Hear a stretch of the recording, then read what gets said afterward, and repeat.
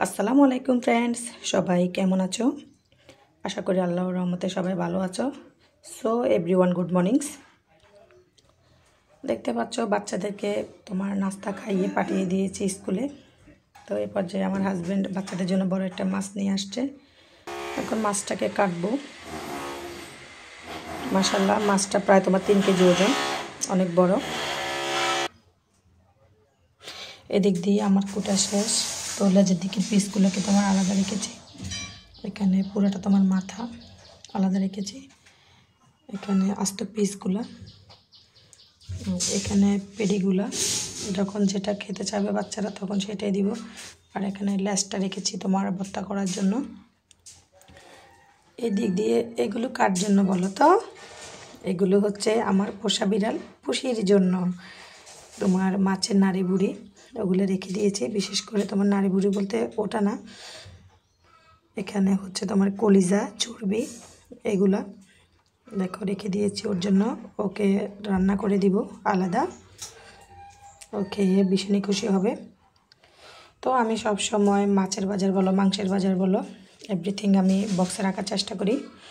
আমি দধি রসমালের বক্সগুলো পেলে দিই না, যেগুলো প্লাস্টিকের, ওগুলোতে আমি সব গুছিয়ে রাখি। মাংস, মাছ সব, তারপরে তোমার কাঁচামরিচ, বিভিন্ন ধরনের সবজি আমি বক্সে রাখি। টাটকা থাকে, ফ্রেশ থাকে, আর ফ্রিজটাও গন্ধ হয় না।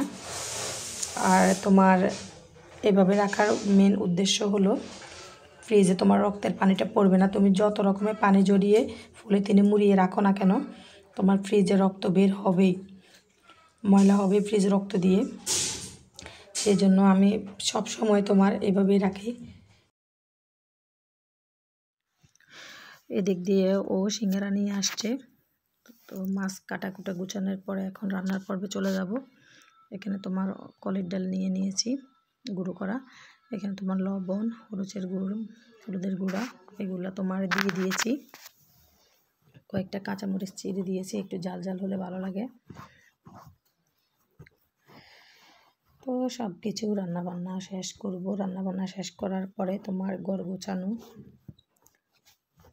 চুলা মোছা, তোমার বিভিন্ন দোয়া ফালা শেষ করে নিজেকে গোসল করতে হবে, বাচ্চাদেরকে গোসল করাতে হবে। 11টা বিশেষ সময় বাচ্চাকে নিয়ে আসবো বাবা গিয়ে, ছোটোটাকে। এদিক দিয়ে আমি সব ধরনের মশলাপাতি দিয়ে দিচ্ছি ডালে এক এক করে। তারপরে সামান্য পরিমাণ পানি দিয়ে ভালো করে গুলে নিব। আসলে আমাদের মেয়েদের সকাল থেকে তোমার রাত অবধি সব কিছু গোছাতে, কাজ করতে মানে হয়। তো যখন দেখা গেছে ঘুমাতে যাব, তখনও দেখা গেছে তোমার কয়েল ধরাতে হবে, না হয় মশারি টানাতে হবে, বাচ্চারা ঠিকমতো কম্বল গায়ে দিছে কিনা এটা চেক করতে হবে। মানে আমাদের কাজের কোনো আদি অন্ত নেই এরকম। এদিক দিয়ে আমি একটু বেরেস্তা করে নিচ্ছি তোমার ডালের জন্য। এর আগে তোমার মাছ ভাজি করে নিয়েছি ভর্তার জন্য, আর একটা দিব তোমার ডালে।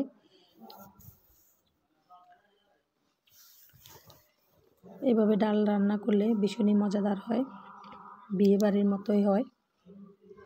তো উপর থেকে ধনেপাতা চড়িয়ে দিয়েছি। এবার আমার রান্না শেষ।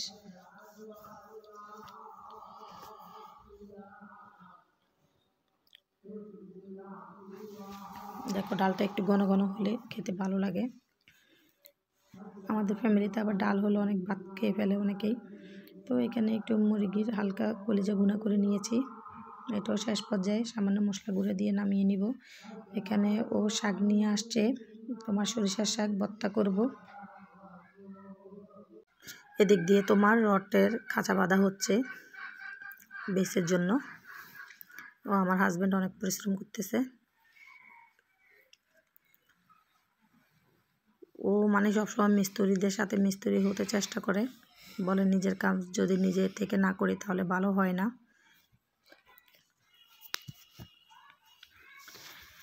তো সবাই ভালো থাকবে, সবাই সবার জন্য দোয়া করবে, সবাই যেন সহি সালামতে থাকতে পারে। আল্লাহ হাফেজ। প্রিয়াসী লাঞ্চ করছো? প্রিয়াসী কথা বলবা না?